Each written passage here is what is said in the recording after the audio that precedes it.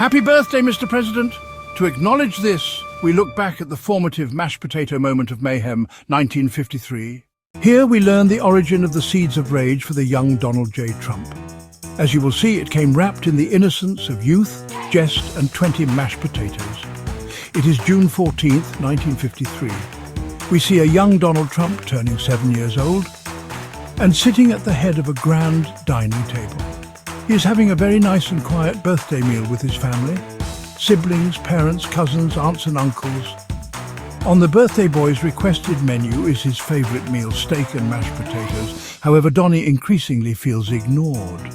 It is my special day. It is mine alone.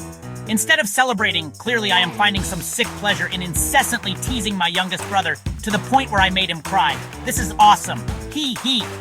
Now I am feeling better. Let someone else feel the pain. I feel so in control. This is great. Just beautiful. I shall call this a day of love. And much to the chagrin of his mother and the annoyance of his eldest brother, Donald keeps going on and on. He smirks and laughs an evil laugh all the while. His little brother starts to sob. Make him stop, he cries. And between the teasing, Donald changes the subject and turns what should be the cook's compliment into patting himself on the back. And he brags, These mashed potatoes are okay, not quite the best. But nobody makes potatoes like I do. Believe me. Well, if I could cook, they would be the best. Trust me, the biggest, the bigliest, the most beautiful. You'd never see anything like them before. You wouldn't be able to believe your eyes, and you would tell me how great tasting they were. The best in the world. And you'd beg me to make them again and again. Ma! After the usual lengthy narcissistic brag session that everyone had become so used to witnessing, young Donald goes back to teasing his little brother, who starts to cry again. Suddenly, a shadowy figure appears behind Donald with a bowl of mashed potatoes and a large wooden spoon. Wait, what's the... The figure dumps the entire bowl over his head, spooning heaps of mashed potatoes onto Donald's billowy tufts of hair. It was his older brother, stopping him in his braggadocious and bullish tracks. Ha! Mashed potatoes with heaps of butter drip down his startled face. Oopsie! My bad. Oh, hey, champ. You want some gravy for those tots? Ha ha ha ha ha ha ha ha ha. Now everyone is laughing at you. This is what you get when you make someone cry. Stop being a bully and a jerk, I tell you. I hope you learned your lesson, little brother. Trump sits frozen, covered in lumps of buttery mashed potatoes. His face quickly goes from shock and awe to embarrassment. Then his facade turns red and shows utter anger and absolute rage. After a pause and catching his breath, he musters up only one phrase. In a low and evil tone, the 7-year-old speaks. I will have my revenge, even if it's the last thing I do. I will also never eat in a cafeteria, nor join the military. No food fights or mess halls ever. And now I detest veterans too. In fact, I detest people. I will never subject myself to such humiliation again. I will be the humiliator from here on out.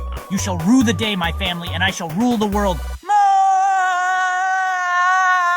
The story of Donald J. Trump is one that the historians and clinical psychologists of the world will be examining for years. His story is to be continued. We then skip quickly ahead to 2024 to 2028.